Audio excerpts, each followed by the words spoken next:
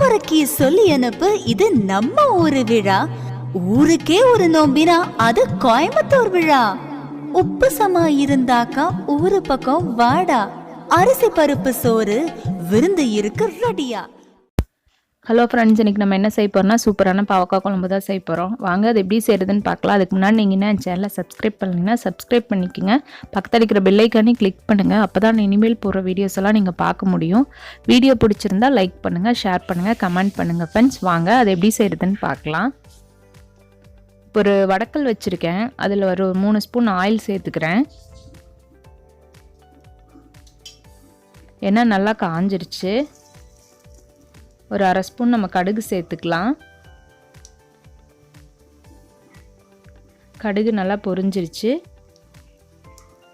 இப்போ நான் ஒரு பெரிய வெங்காயம் கட் பண்ணி வச்சுருக்கேன், அதையும் இதில் சேர்த்துக்கலாம். பொடியாக நறுக்கி வச்சுருக்கேன். ஒரு கொத்து கருவேப்பிலை சேர்த்து நல்லா வணக்கிக்கலாம். நல்லா வணங்கட்டும். ஒரு தக்காளி பொடியாக நறுக்கி வச்சுருக்கேன், அதையும் நம்ம இப்போ இதில் சேர்த்துக்கலாம். தக்காளி நல்லா வணங்கணும், நல்லா பேஸ்ட் ஆகிற அளவுக்கு.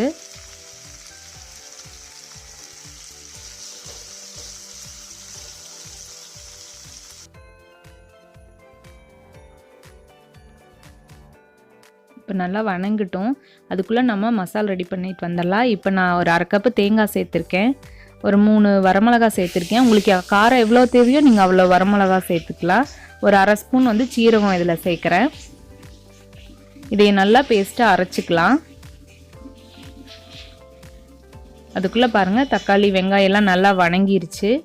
இப்போ ஒரு 1/4 டீஸ்பூன் மஞ்சத்தூள் சேர்த்துக்குங்க. ஒரு ஸ்பூன் வந்து மல்லித்தூள் ஆட் பண்ணியிருக்கேன். வரமிளகாத்தூள் சில்லி பவுடர் வந்து நான் 1 ஸ்பூன் சேர்த்துக்கிறேன். ஒரு கலருக்காக தான், நம்ம ஏற்கனவே வரமிளகா சேர்த்து அரைச்சிருக்கோம், அதனால் அளவாக போட்டுக்கலாம். இப்போ நல்லா இதை மிக்ஸ் பண்ணிக்கலாம். இதோட பச்சை வாசம் போகிற அளவுக்கு நம்ம இதில் வணக்கிக்கலாம்.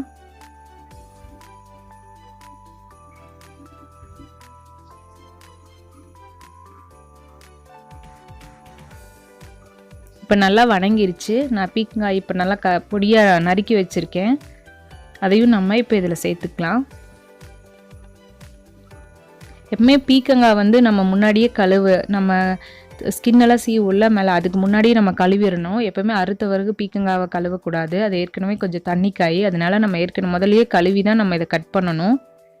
பாருங்கள் இந்த அளவுக்கு மிக்ஸ் பண்ணியாச்சு. இப்போ தேவையான அளவு உப்பு சேர்த்துக்கலாம்.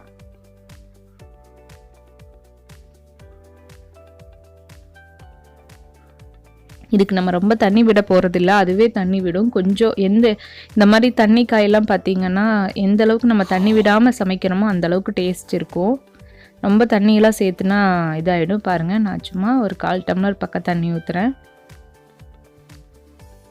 அதே நம்மளுக்கு கிரேவி வேணும் அப்படிங்கிறதுனால தான். பொரியல் அதெல்லாம் நீங்கள் தண்ணியை ஊற்றவே தேவையே கிடையாது. நம்ம இன்றைக்கி ஒரு குழம்பு வைக்க போகிறோம், அதனால் நான் கொஞ்சம் தண்ணி சேர்க்குறேன். இப்போ நம்ம மூடி வச்சிடலாம். இது ஒரு 5 மினிட்ஸ் வேகட்டும், சீக்கிரமாகவே இது வெந்துடும்.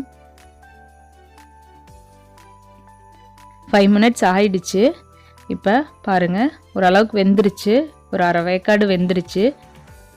இப்போ நம்ம மசாலா அரைச்சி வச்சுருக்குறோம்ல, அதையும் நம்ம இப்போ இதில் ஆட் பண்ணிக்கலாம்.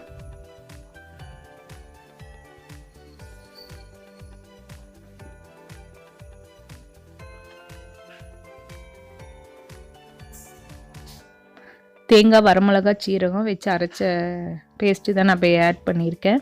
இப்போ நல்லா மிக்ஸ் பண்ணி விட்டுக்கலாம். நம்மளுக்கு இந்தளவுக்கு கெட்டியாக வேணும் குழம்பு, அதனால் இப்போ நான் மிக்ஸியில் இந்த ஜார் தண்ணி இருக்குல்ல அது மட்டும் நான் இப்போ ஒரு 1/2 டம்ளர் ஆட் பண்ணிக்கிறேன். பாருங்கள் இந்தளவுக்கு கெட்டி, நம்மளுக்கு வெந்த பிறகு இந்தளவுக்கு கெட்டியாக இருக்கணும் குழம்பு.